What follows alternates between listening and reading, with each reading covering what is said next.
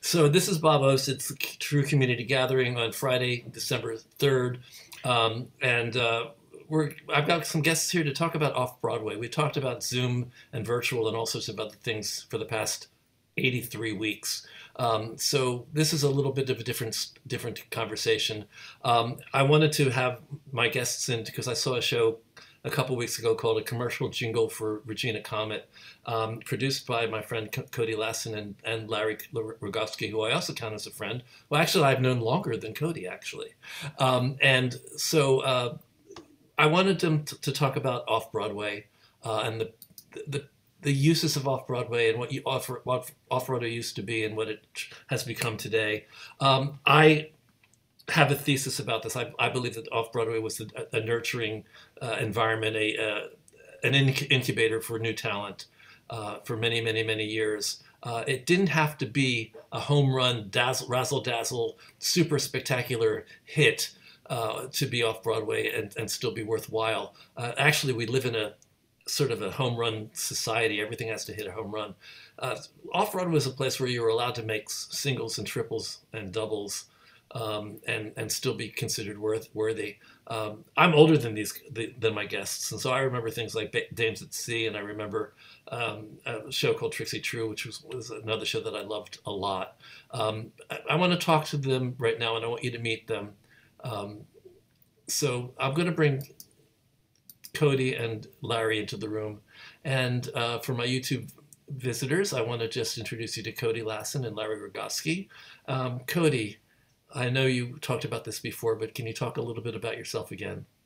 Yes, I've done so many of this with True. It's like deja vu. It's as if I just introduced myself. Yeah, you would think so, wouldn't you?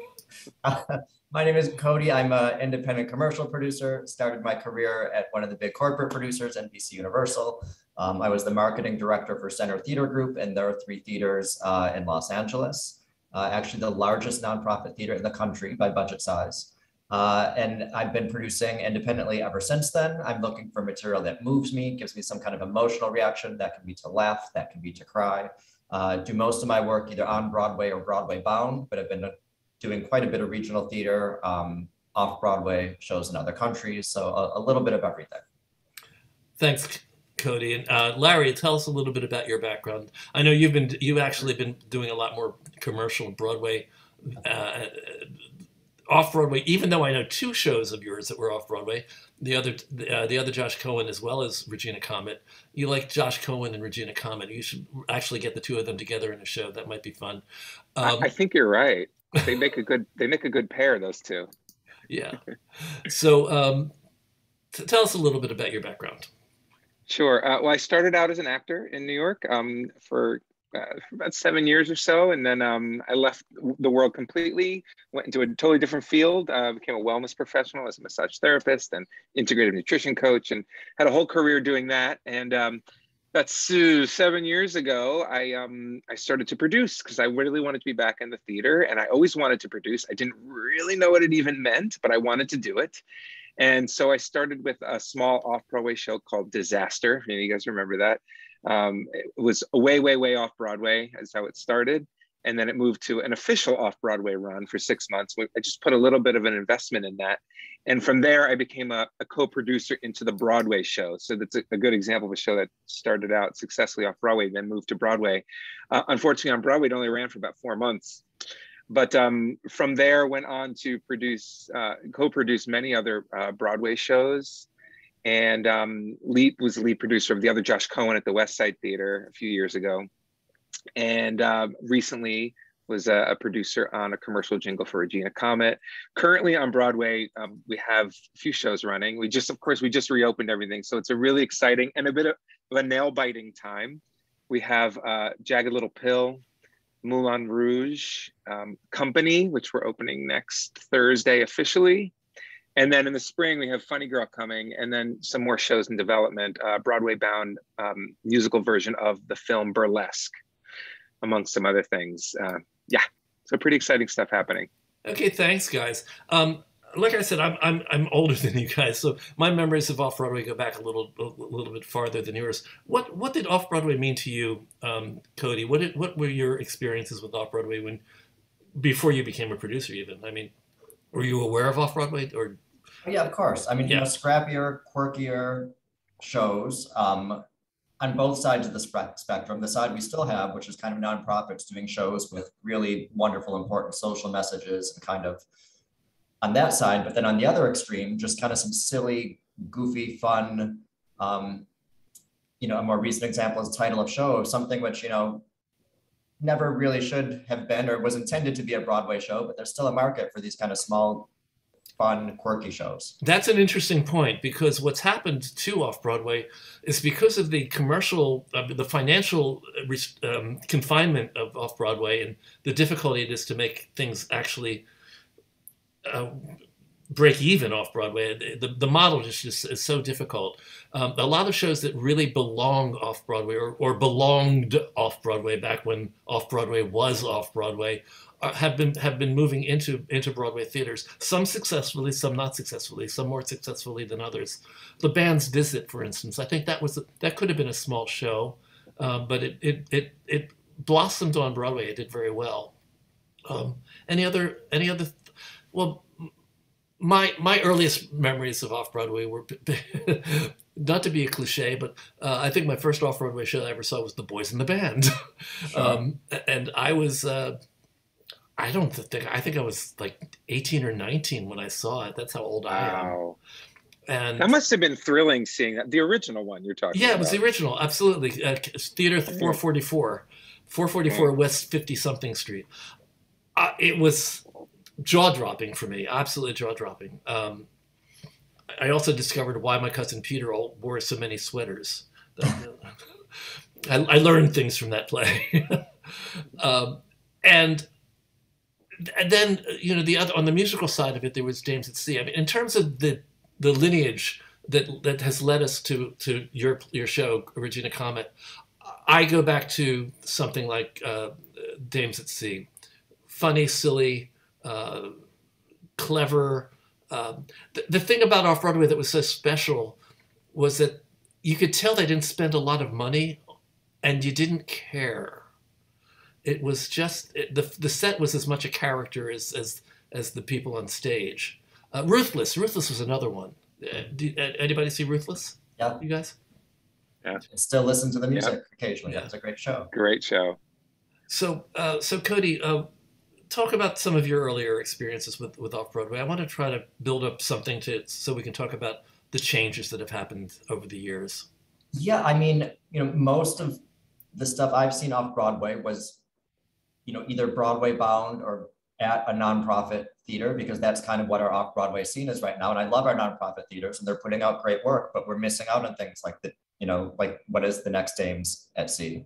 So I don't want to disparage what they're doing, because truly, we want that work as well. But the commercial Off-Broadway scene right now is tough. There's not a lot of houses to choose from. Just like on Broadway, it's not easy to get an Off-Broadway house. It's gotten incredibly expensive. And to your point earlier, I think there's a lot of producers who say, okay, well, do I raise $2.5 million and do it Off-Broadway, or do I raise $6 million and do it on Broadway? Well, on Broadway has the potential for Tony Awards. It has the potential to make a lot of money, which you don't really have Off-Broadway. So I think a lot of people are thinking, if I'm gonna swing for the fences and take this risk, I might as well go big or go home.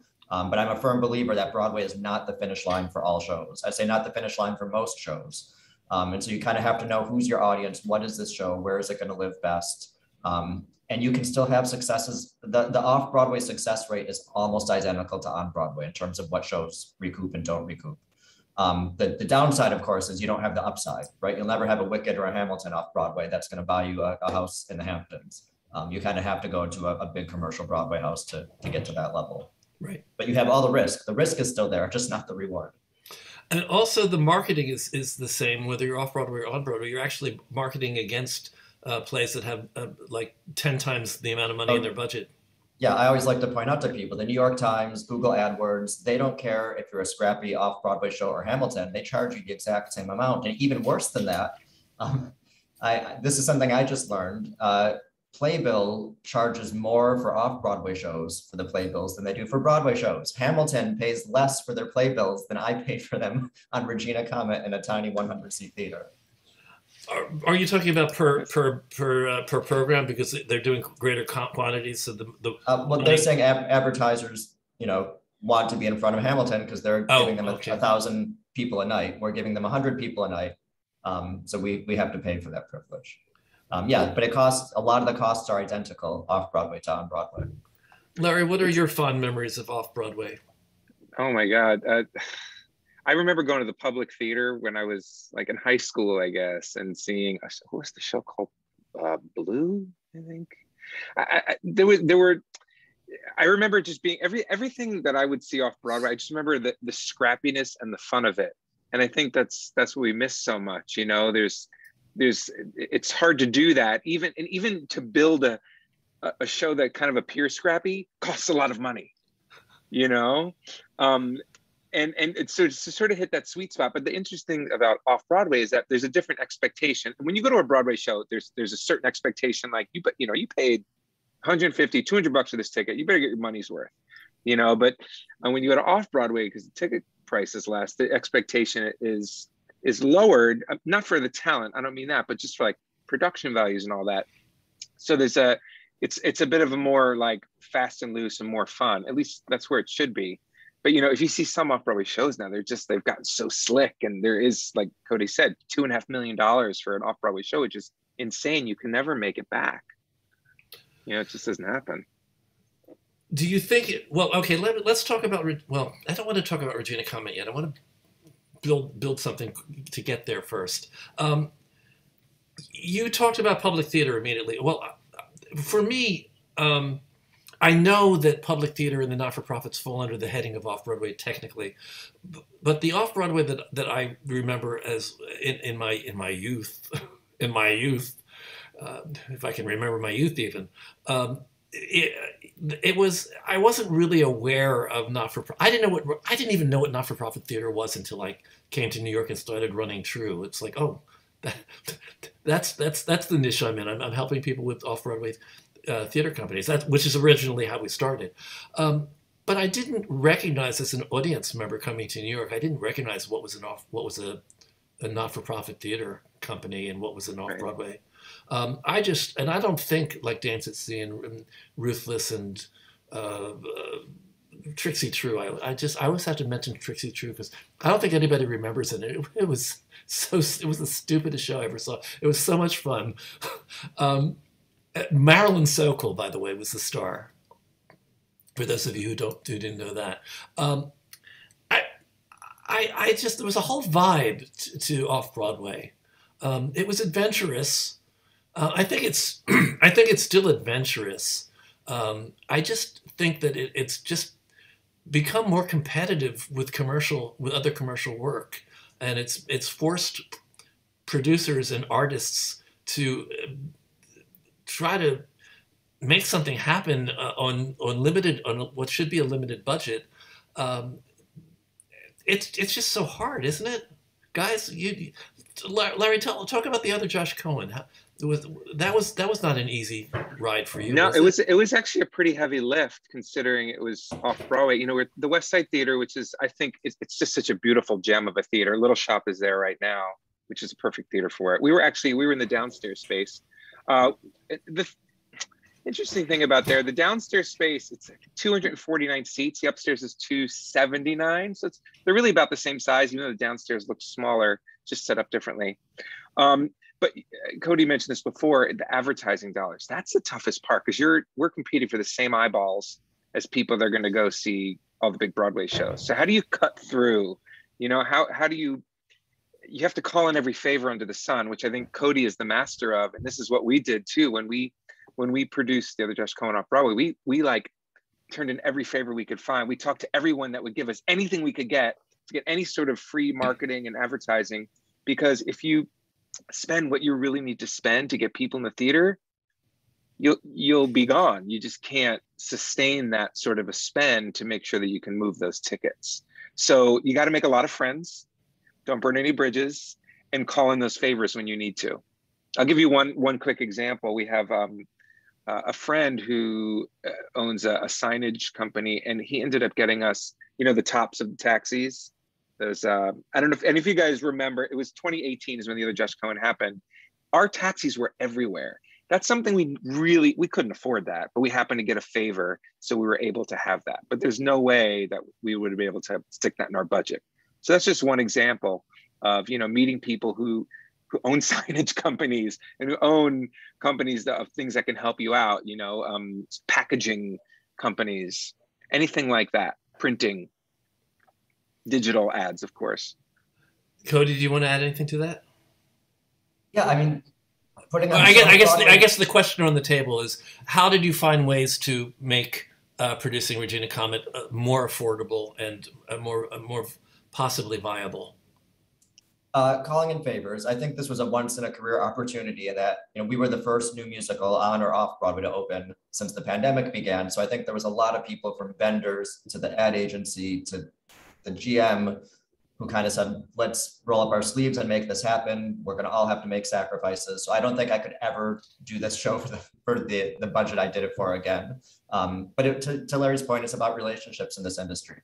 You know, I went to our ad agency with literal printouts of invoices and said, look, I've spent millions of dollars with you over the years on other shows. Like, I'm calling in my favor now. You need to help us with this. And, you know, because we know we're all going to have relationships and work with each other again, most of us are more than willing to kind of pitch in when it needs to happen. Eric Rolfman has made a couple comments. I just want to bring up one before I forget it. He said that Off-Broadway was also an incubator for the theater audience. Respond to that, because I have mixed feelings about that. I think it was, I guess it was because it was a less expensive way of going to theater. But I'm thinking that the commercial theater has always been the commercial theater goer has always been the commercial theater goer. They're the people that come for Broadway. The out-of-towners that come here specifically to spend lots of money to go to a Broadway show. You know, there is that, but then there really is, if you look, and definitely now, there's always ways to get inexpensive tickets. Of course, there's student rush and all those kind of things, but and all these new services like Today Tix and ways to get tickets. So if there's a show you want to see, there's a way to figure out how to see it cheaply, one way or another.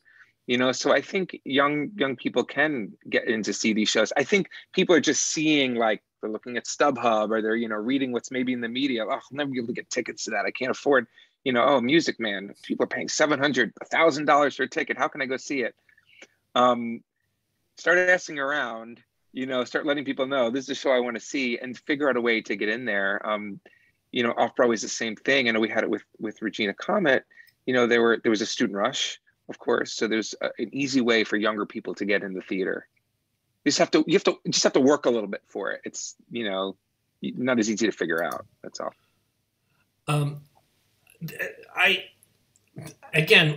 My memory of Off-Broadway goes back farther than yours. And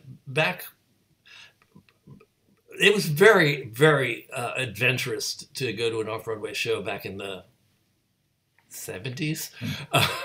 70s, is that okay to say? It wasn't as well promoted, but let's take Boys in the Band for instance. I'm from a subculture that actually knew that Boys in the Band was a thing here in New York. And by the way, in the same trip, I also saw 1776. But it seemed there was something intriguing about finding my way to this off-Broadway theater, which was not in the mainstream. It wasn't where everything else was. It was an adventure. It was a whole different kind of mindset and experience, I think. Or maybe it was just me. But discovering the Theater de Lys, which is now the Lucille Lortel Theater, that was a huge moment in my life. It's like, oh my God, there's a theater down here. It's a small theater, but my God, it's a beautiful, beautiful theater. This exists in New York. I came to New York the first time when I was 9, I think. My parents took me. And all I saw for years were Broadway shows. That was a yearly trip. My parents would take us to New York, and we'd always see something a ticket to a Broadway show. My parents never even thought of going to an off-Broadway show. So it was very accessible if you could find it. And it was extremely flourishing. Right now we have 20 off-Broadway theaters? How many do we have? Is it that many? Back then it was like, I don't know the exact number. Back then it was like 50, 60, right. 50 or 60 or more. They were all over the place. I mean, the entire West Village and East Village and everything outside of out of Midtown was just blossoming with these small theaters. I mean, another success story that I should really mention would be Little Shop of Horrors. There was a show that sort of broke ground for Off-Broadway. I think that was one of the shows that made people think that Off-Broadway was really a viable place for developing commercial work. I mean, that thing ran for a long, long time. I would say Stomp is another one. Same theater. I mean, yeah. Little Shop of Horrors the Little Shop of Horrors had to leave for Stomp to go in. Right.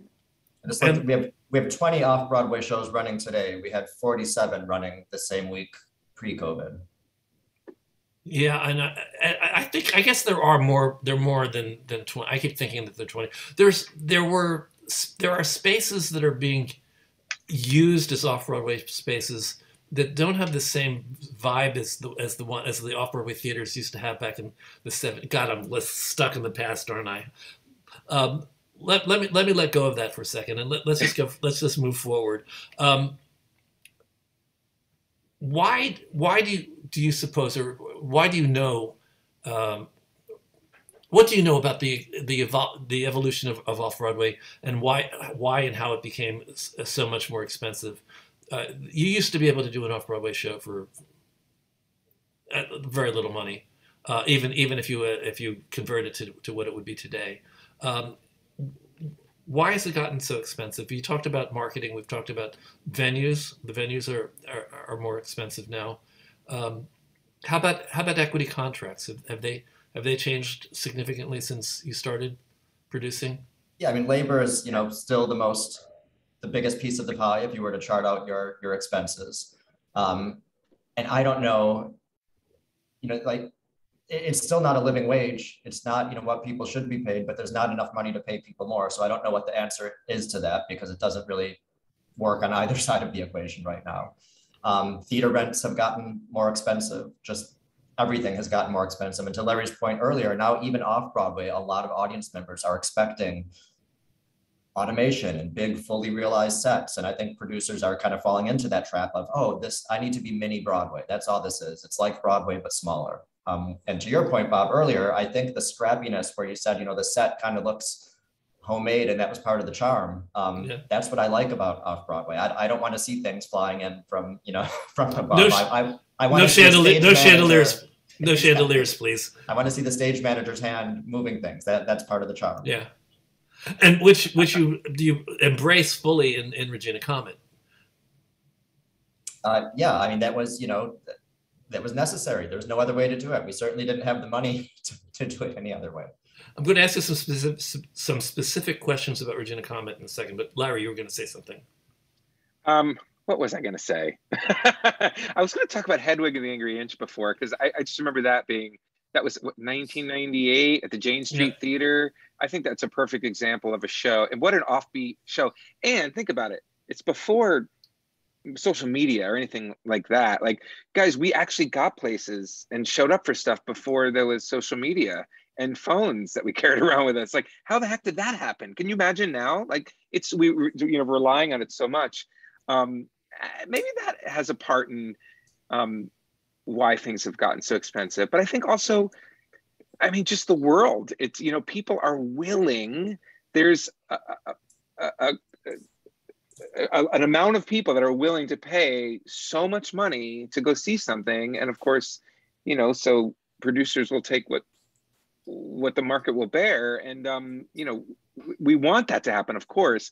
But on the other hand, you're right. It sort of skews the scale the other way. So it's tough to make it accessible for everybody, but we're always looking for ways to make that happen, which go back to Regina Comet, and we're going to talk about that in a second. If you think about it, especially coming out of pandemic, right? I mean, being the first off-Broadway musical to open, first new musical to open in New York after the pandemic, and 3 people in it, very smart, this sweet little theater downtown, like everything could be done in such a way that it could actually get done. and happen. And of course, we also look at, okay, then what happens beyond that into licensing? You know, okay, a 3-person show that can be done in really a very basic set. That's a dream for, you know, to have a licensed show. Well, let's see. Let me go back to questions for a second. Well, 2 people are asking a similar question. Lara puts it, can a musical with a medium-sized cast and a minimum set hope to find a home off-Broadway? And Al says, can the guests give some thoughts on how an off-Broadway show can break even and recoup these days? So that's really the same question. I think you came up with what you thought was a plan for making an off-Broadway musical viable.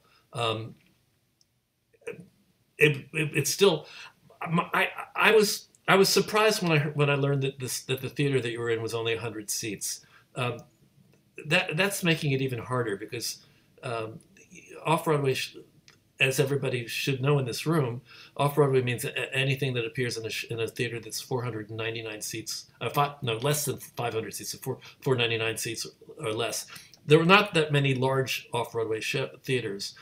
What influenced your decision to use the DR2, the Darryl Roth second stage space? Well, we knew we wanted to be in a smaller theater, both because the show is very intimate, and in terms of managing yield, like the fewer seats you have in the theater, the more you can charge per seat. And I would, whether this is on Broadway or off Broadway, I will 99 times out of 100 want the smaller theater where I can get a better yield than be in the bigger theater where I'm panicking every week to sell tickets at a discount to fill the house. Talk a little bit about what you mean by yield, just so people are clear how much you can get per seat. So the main metric that I literally, you can't see it, there's a monitor on my wall that it's updates in real time, is rev pass, revenue per available seat. So it's at every performance, how many seats were available to the public, take your gross for that performance and just divide it by the number of seats available. You know, how many dollars are you getting per seat? If you're struggling to fill shows, to sell shows, the first thing you're going to do is go to the Groupons, to TKTS, to all these discount channels, because you'd rather get, you know, $20 for the seat than nothing. The moment you start discounting, you can't dial that back. Once those are out in the market, you're going to live with those for the run of the show. So I'm always looking for a smaller theater, charge a premium price. You know, we were selling a very, very healthy amount of $130 tickets on this small little off-Broadway show. Because when people go to telecharge and they look at the seating map and say, oh my God, there's only 6 tickets left for every performance this weekend, you know, they're more willing to pay that higher price. You finally, the light bulb finally went on. Now I get it. All right. Yeah. And so it has a lot to do with the new, like past couple years or 5 years, actually picking your seats online, buying it through the website and seeing the chart. So you're saying that with fewer seats to sell, you can fill like 80% of the house, and then the people that are coming late and want to get those seats are willing to spend a little bit more to get the remaining seats. Yeah, I mean, it's supply and demand, right? And, okay. And the opposite will happen on performances that were a little weaker. You know, we would lower the prices to fill those seats because I'd still rather get something for them. So you were doing dynamic pricing, and actually, let's use that term for a second and explain to people what dynamic pricing is. Yeah, I mean, we don't do true dynamic pricing in our industry the way airlines or hotels or Amazon does, but it's basically making adjustments to your ticketing price. The days are over where you kind of just set prices at the beginning of the run and said, great, you know, front orchestra will be 99, rear orchestra will be 49, maybe we'll have 2 in between. We, on an average week, we probably made about 60 or 70 adjustments to our price throughout the week. And, you know, literally sometimes it was increasing by $1 or $2, but if you can increase 100 seats by $1 or $2 times 8 performances on a really small show like this, that's meaningful additional revenue. So Larry gave us a little clue into your plan earlier. So I'm sure that the dream was to actually break even or make money in an off-Broadway run, but you were using it basically as a jumping off point for a show that you felt was going to have tremendous life in licensing. Is that correct? In your do you have a licensing deal in place yet? We have several offers. We're trying to get the offers to be a little more generous than they currently are. So we will have something soon, but we're trying to get a little better deal on our end from that. So also to explain to the room, for those who don't know, and I think most people do, but that is one of the great sources of income for any show. That a lot of shows open I didn't mention Nonsense. Nonsense, a perfect idea. Nonsense was always a loss leader. I mean, I know the writer, I know the producer. I was very good friends with all of these people. So I knew, and I also knew, did you know that Danny Goggin sold almost all of his points off in order to get a show up? Yeah. He sold all, and yet he still managed to make $1 million. So I don't recommend anybody try this, but he did. I mean, that's how he brought a lot of the support in. He was giving away his own points. So Nonsense obviously is one of the most phenomenally successful off-Broadway shows in history. Forbidden Plaid is kind of Forever Plaid. I was just going to mention. Yeah, that's it. Yes, that's another. Forever Plaid. Yeah, Stuart Ross. Yes, friend of mine. His fortune on Forever Plaid. Yes, he did. Yes, good, old friend of mine. So the thing about that though is that Nonsense was able to get hundreds of productions around the country while it was losing money in New York. Because it was all about the perception. People wanted to book it because it was a New York show. Didn't matter. Nobody knew that it wasn't breaking even every week, and it wasn't. So, had you thought about had you thought about finding a way to keep Regina Comet running, and still try to get bookings around the country so that people could be seeing a touring version of a New York show? Had that ever been in your? No, I think as far as the licensing companies are concerned, you just need to have a New York run. They don't really care how long it is. So for us to stay open, we were always limited run, announced as a limited run. Of course, we would have been thrilled to stay open further, but it just would have been a poor business decision to stay open further. And I think that's, there's been plenty of both Broadway and off-Broadway shows who've had to end their run early. I think we all as an industry thought we were going to go over a cliff in January, and sadly we're starting to go over that cliff now, which is typically the best-selling month between Christmas and Thanksgiving and Christmas of the year. So we wanted to, we did a small extension, but I think going any further than that wouldn't have been financially savvy. And I don't think that matters to regional theaters or to licensors that, you ran for 18 weeks versus 16 weeks or whatever. It's getting that New York stamp. That's what's important. So like, if you guys are thinking about producing things off Broadway, it may not, yes. Do you want to recoup and make money off Broadway? Of course, absolutely. It's really hard, being totally honest here. But the show can certainly recoup and then make money beyond what you do in New York. But I also think producers and writers and everybody have to get smarter about, and like just know that we are in a new world. We can't, as Bob, like the shows you're mentioning, like, oh yeah, I'd love to go back to that time. We're not. It's not going to happen, right? And it's kind of tough to have that reality, like, because the nostalgia factor is so strong. But we have to get smarter about what we're doing with our shows, and that means streaming and doing digital, the world of NFTs and digital assets. Like, there's just all these different ways that we can bring revenues into our shows that are sort of outside the box thinking and new ways of thinking that I think we need to start embracing instead of fighting against them. It's tempting to fight against them because we want to stay, true to what we've always done, but what we've always done isn't necessarily working anymore in today's landscape. I fought against Zoom for weeks. And here we are. Look where I am now. Yeah, here I am.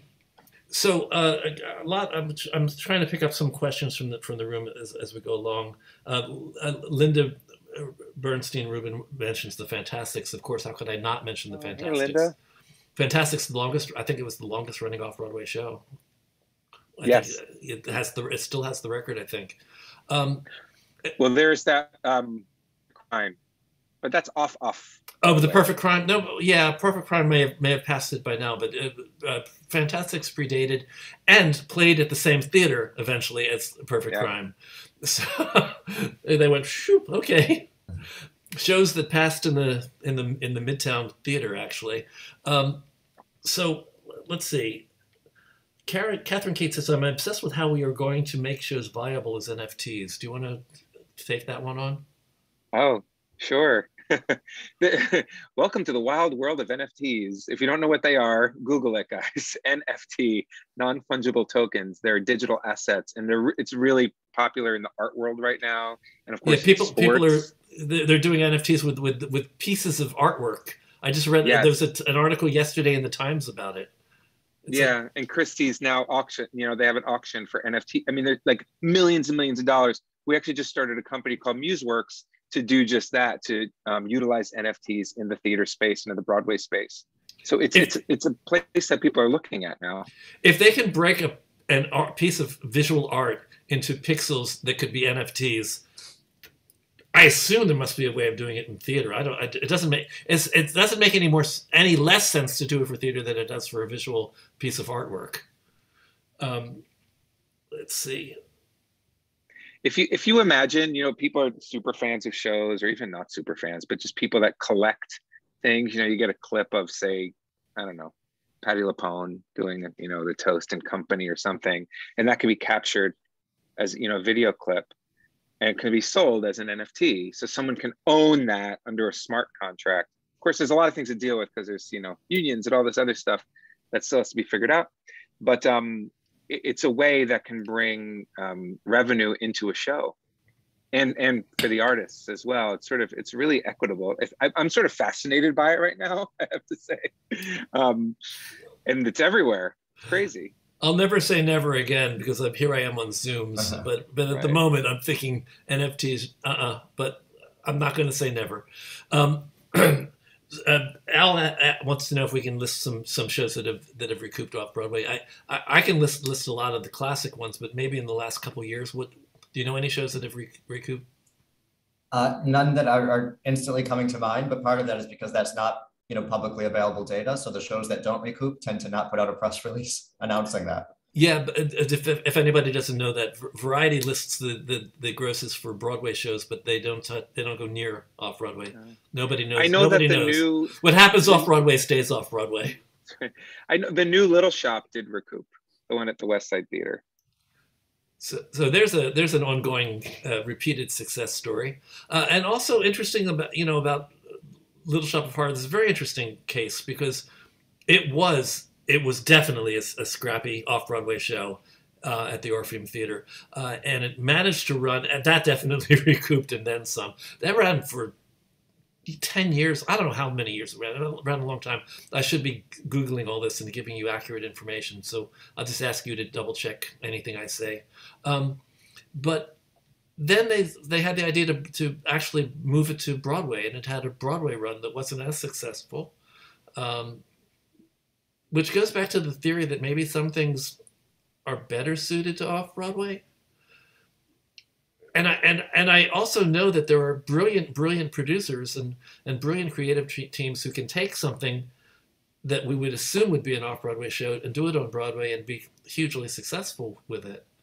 So again, I look at the band's visit. I think that there was a time when that would have been an off-Broadway show, but it worked beautifully on Broadway. Mm-hmm. So it takes a certain amount of commercial smarts and artistic smarts to make any of these things work anywhere. I remember when we were doing the other Josh Cohen, so many people said to us, "Are you going to move this to Broadway? When are you moving it to Broadway?" And it would kind of make me laugh, you know, because when you look at it from the outside, it's like, oh, it's like this we didn't recoup off Broadway, right? It's in licensing now. It's actually having like some good successes. We have a 6-month run at the Denver Center that's opening next week. So there's stuff really happening with it, which is great. But I said, you know, we even said to the investors in the beginning who asked, will this move to Broadway? And we said, the show will tell us. We'll know when we're running. Look, if there's a line around the block and tickets are flat, like if the audience are saying we need to see this, then yeah, maybe we will. But it just didn't call for that. So you know when you're running the show. You know, Be More Chill is sort of an interesting example of a show that was like gangbusters off Broadway. Like, you know, of course it made sense. Oh, move it to Broadway, but then it really did poorly on Broadway, which you guys all know, I'm sure. It's not as true as it used to be, but to some degree, Broadway is at the mercy of critics who some of them are fair, I guess, but some of them really have some sort of, ideal of standards that everything has to meet. And I read the reviews, reread the reviews of Trixie True, for instance, the show that I liked. A smaller. I think we need to revive that show. I know. It sounds like it. It was hilarious. I just thought it was hilarious. The reviews by all the smaller papers were all like very positive, and it was just the mainstream papers. I think it's that the mainstream papers like the Times, and at that time it was the Post and the Daily News, they seem to think that there's a purpose that they have other than to just review a show. It's to just maintain some sort of standard that they think is really just their taste. It's not necessarily an objective criterion. Critics are problematic. We love them when they give us good reviews. We Yeah. hate them when they give us bad reviews. You can't really win. I mean, they're necessary in a way. I don't know, truly, Cody. What do you think about critics? I truly do not care. Critics don't sell tickets. They don't make shows, and we have data to back this up. They used to, but I know they used to. Yeah, no, audience not as members powerful anymore. Don't know who they are. They don't read the reviews. As an industry, we give them so much weight. Yes. I mean, we got probably the worst review you could ever hope for on Regina Comet, but we sold out every night.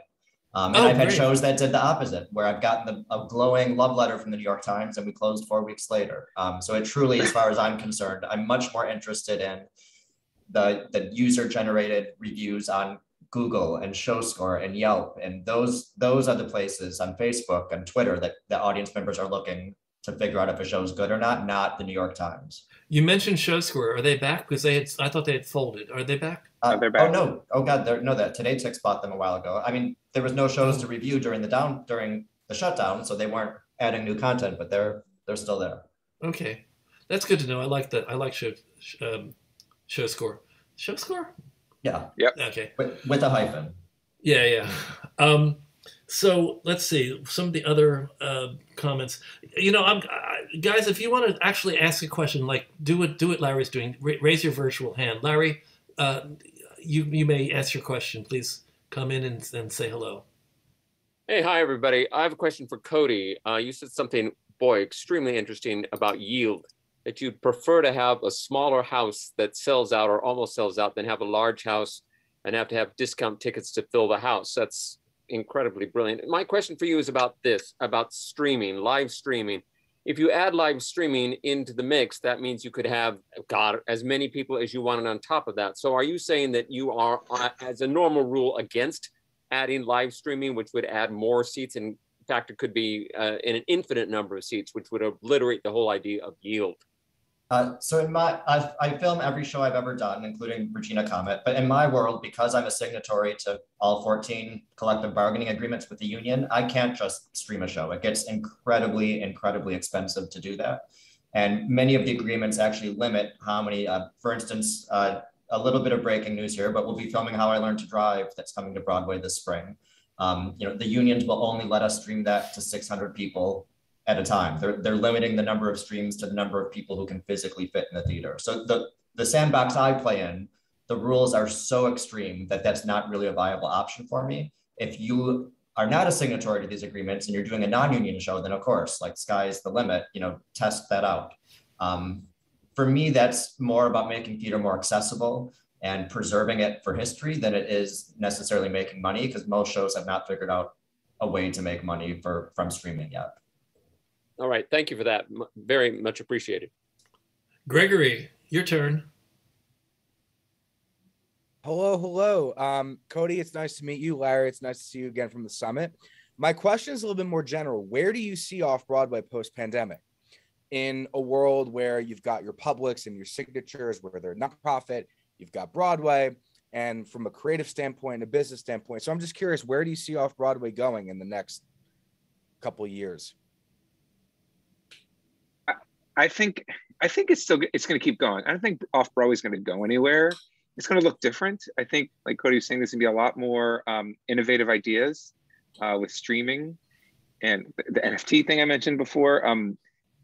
It's still, even though it costs a lot to get a show up Off-Broadway, it's still a fraction of what it costs to get a show up on Broadway. So it's still a great jumping point or a place to live. So I think that there's a real need for Off-Broadway, and I think it'll stick around. The usual perspective that I hear from a lot of producers is that Off-Broadway has really morphed into mostly being an outlet for not-for-profits. Most of what's getting produced off-Broadway is produced in partnership with a not-for-profit or by the not-for-profit itself. I'm seeing less and less product that's coming out from guys like you who are bringing Off-Broadway, but maybe I'm missing it. Maybe I'm wrong. I think the model has become, this is my first purely commercial Off-Broadway show I've done. Indecent, I did at the Vineyard. The Band's Visit, which I was a co-producer on, that was at Atlantic.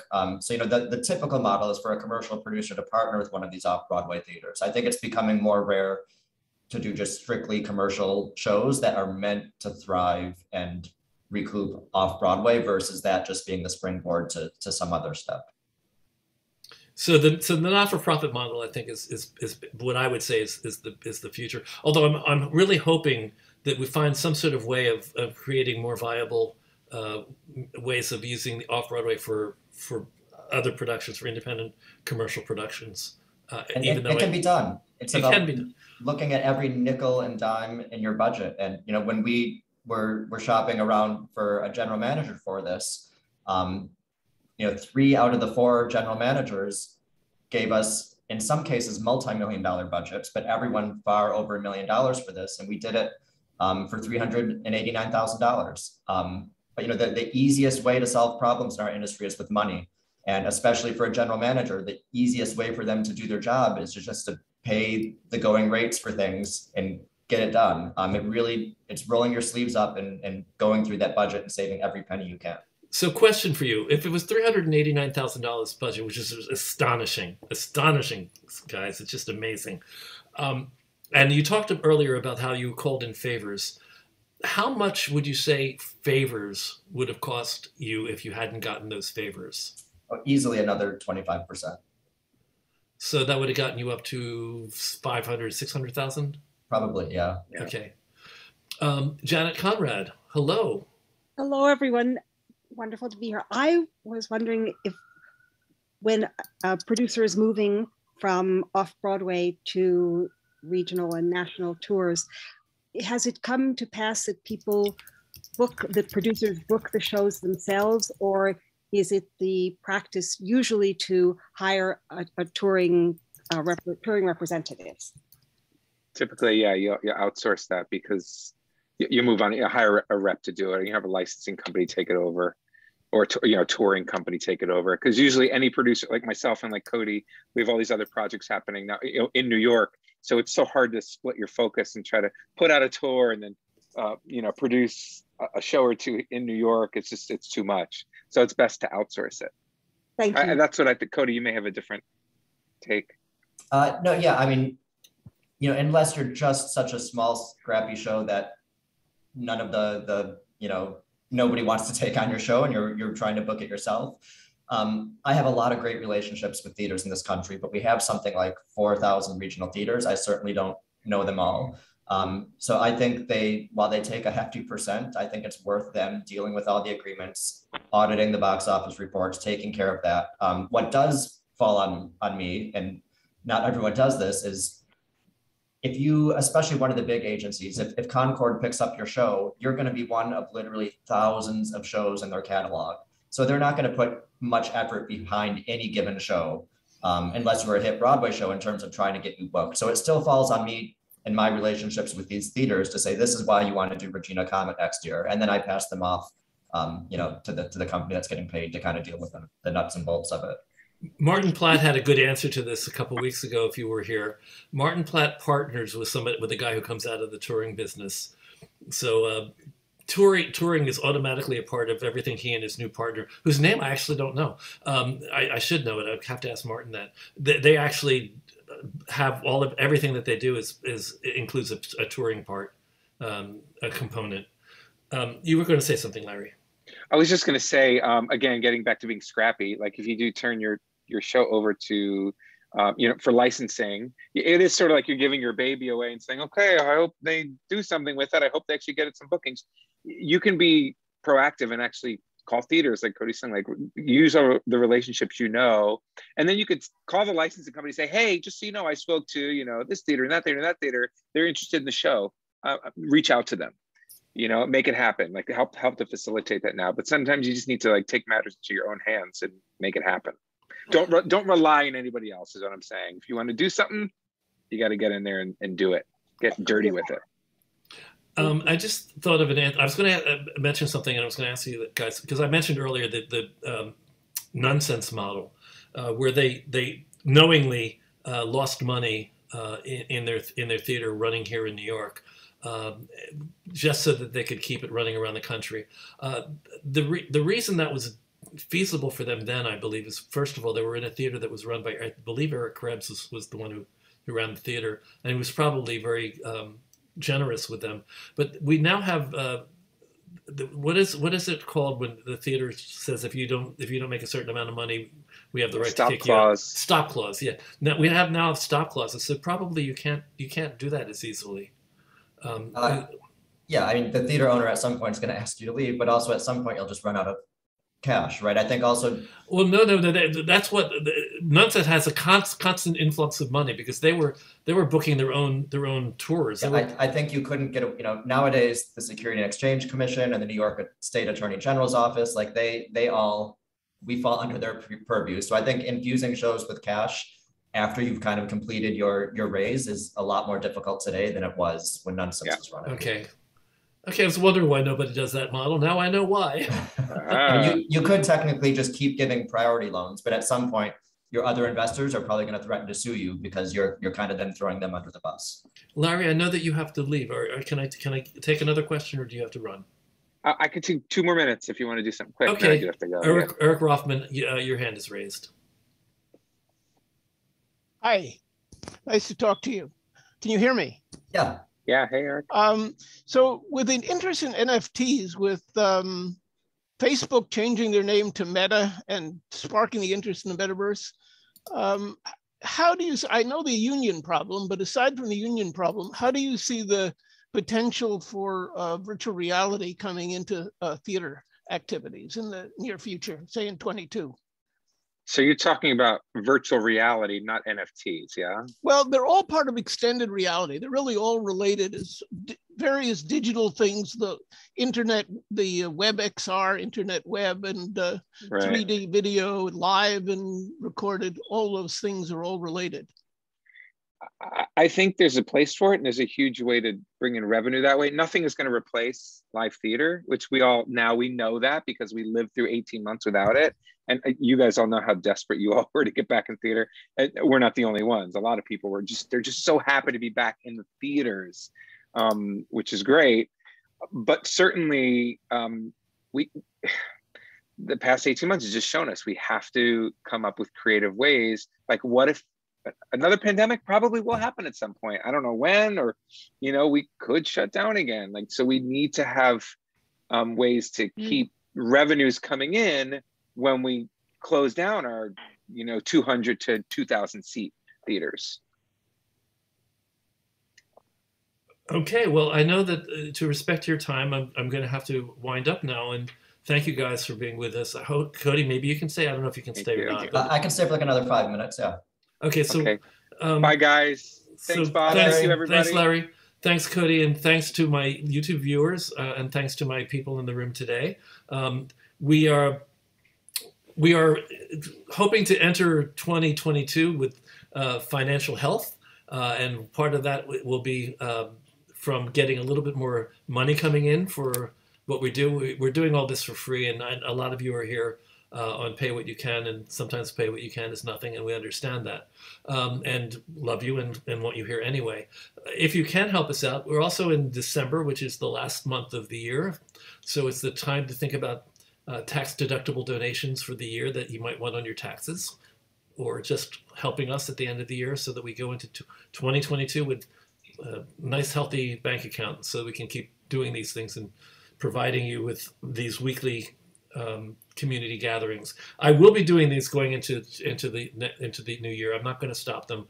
I'm not going to give up the opportunity to be able to reach out to people in Scotland and Australia and San Francisco and all around the country and around the world.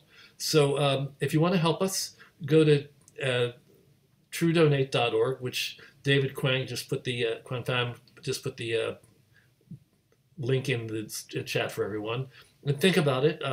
Think about giving us something for this, or just giving us a year-end donation. A year-end donation would be awesome from whoever can afford it and whoever wants to show your appreciation.